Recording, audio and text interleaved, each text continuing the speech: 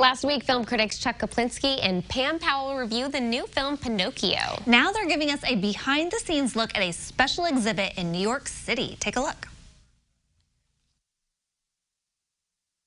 We are here at the Museum of Modern Art. Chuck, tell us why we're here. We are here for an exhibit they have devoted to Guillermo del Toro's Pinocchio. Incredible. We'll let you know everything. Stay tuned. Be ready to have your mind blown. Is that your doppelganger? Is that my doppelganger? Hey, what are you saying? It's not my doppelganger. We are at the Museum of Modern Art, and we have been privileged to have a preview of the exhibit they have devoted to Guillermo del Toro's Pinocchio. I can't even have the words, don't have the words to describe how incredible this is, but this is the whale from this version of Pinocchio. And if you don't know, this is all done with a stop motion animation. So there's how he looks in the movie, but if you take all the outside away, that's how it looks inside. And you'll notice how all these bends and the spine is there so that they can have the movement that they need with this huge sea creature. We've got the Blue Fairy down here. Definitely a different rendition of the Blue Fairy than most of us think of when we think of Pinocchio. Check out those eyes, the detail on the wings, and then go all the way back to the snakes at the tail. Incredible animation, and this is quite chilling actually to see it right here. Take a look up this wall of coffins. Pinocchio dies several times. You can take a look at his coffin to the left there. And these are the bunny rabbits that he encounters every time he dies. They are a hoot, and voiced by Tim Blake Nelson. And if you take a look up there, we've got the sister Blue Fairy, who also is part of this story. So you can't have Pinocchio if you don't have Jimmy the Cricket. And here he is in this version of Pinocchio. He's voiced by Ewan McGregor, and he's an older cricket this time around. He's lived his life, and he just wants to hang around and write his memoirs, but of course this huge adventure comes up in which he's got to take care of this wooden boy.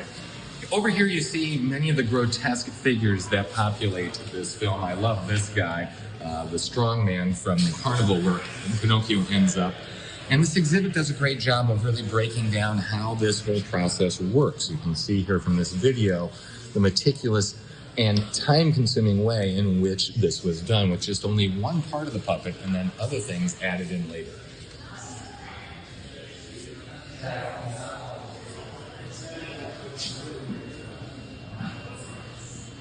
We're continuing on with this incredible exhibit, blown away by the intricate detail of everything. Take a look at these puppets.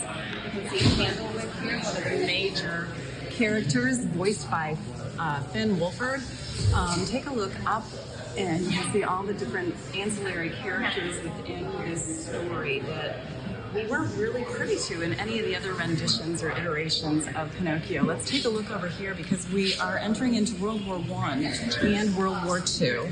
And we've got Mussolini down here and Podesta, who is voiced by Ron Perlman. Difficult character, abusive father to Candlewick. Again, just a very different rendition of Pinocchio, bringing out all the darker sides and bringing in some political aspects of this era between World War I and beginnings of World War II. We've been talking about the puppets that are in this film, but also you have to take a moment and appreciate all the sets. Look at the set here. This is the town square in which some of the action takes place within the film. And again, I know that I'm beating a dead horse here, but the attention to detail, the little bitty things that they didn't have to put in, but that they do. Notice the lines in the blocks, how everything is uneven. Notice the clothes and the signs, the way that the mortar is chipped off there.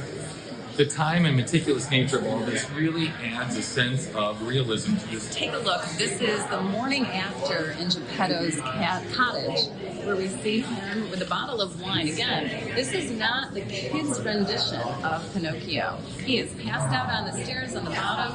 Little does he know that we have a little puppet over there on the workbench. Check out that workbench and all the little pieces of wood in the broken glass. And there's Pinocchio, ready to come to life. One of the key elements in this version of Pinocchio is how it looks at the notion of Christianity.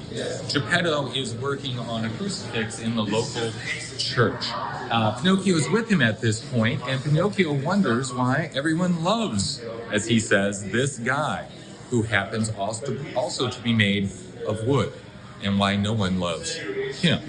The film really does a great job of questioning Christianity, questioning people's beliefs, and also looking at how we treat outsiders. Following up with the entire idea of Christianity, take a look at this. And who do we have?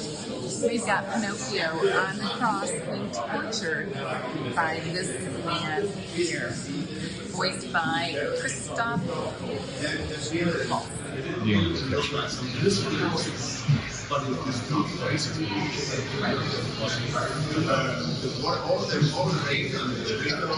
This gives you an idea as to the amount of work and time that goes into one very short scene.